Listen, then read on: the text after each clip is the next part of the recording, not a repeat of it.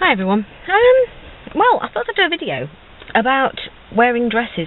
Now that's a very silly thing you probably think to do a video about, but not just about wearing dresses, but about how much of what we actually wear is programmed into us, either by society around us, what we're expected to look like, magazines, the whole shebang, you know, and parental programming, and how much of what we actually wear is what we choose to wear or not. Now you might think, what's she talking about?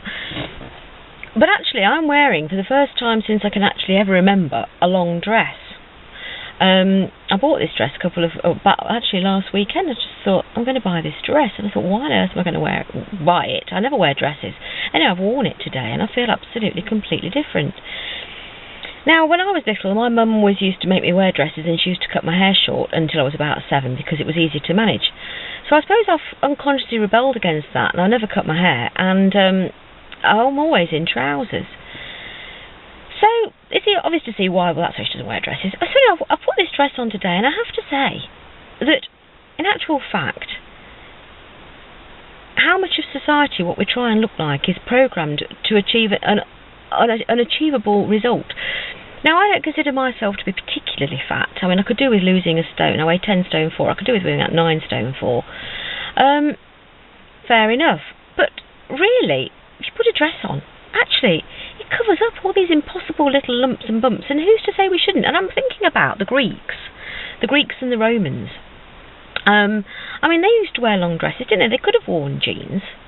They could have worn trousers, but actually, in history, do you actually come across very many women who ever wear trousers? Now, I hate to sort of upset all the, all the feminists out there, and I'm not saying there's anything wrong with wearing trousers, but I'm just saying that from a feminine point of view, is it actually not a bad thing to wear dresses?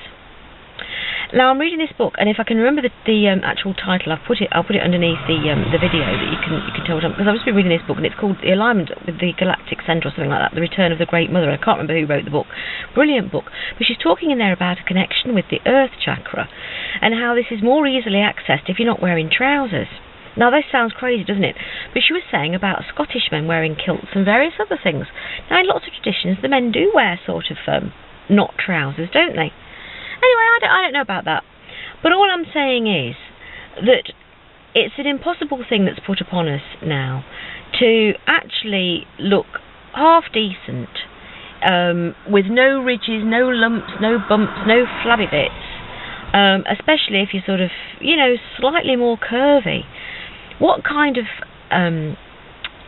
role models are there out there? I mean, when you think about things like the Lara Croft animated pixel person, Barbie dolls, obviously, and all this sort of thing. We've even had men on the catwalks. I mean, I can't remember the chap's name, but there was that man who was on the catwalk, because that's what the fashion industry holds us up to be like.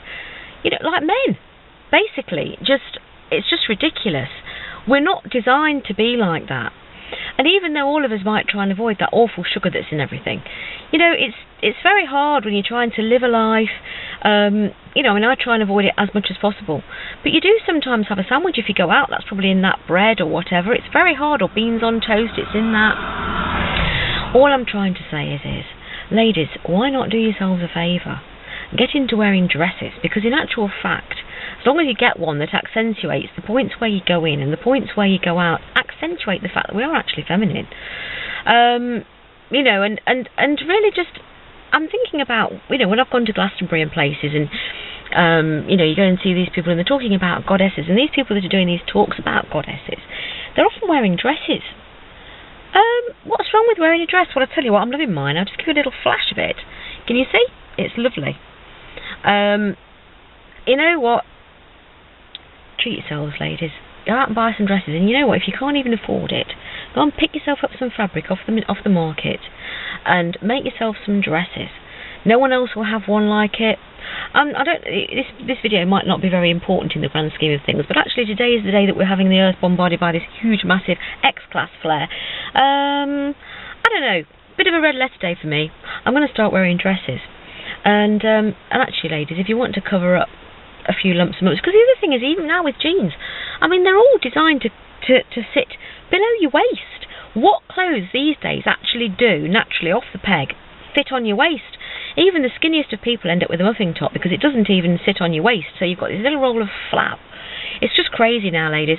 Let's just, you know, get into the fact that we have actually got a shape.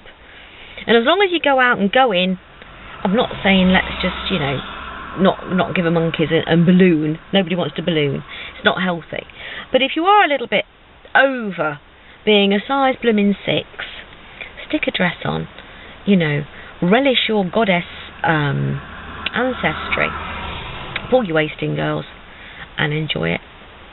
So that's the end of this video. Alright then, thank you, bye.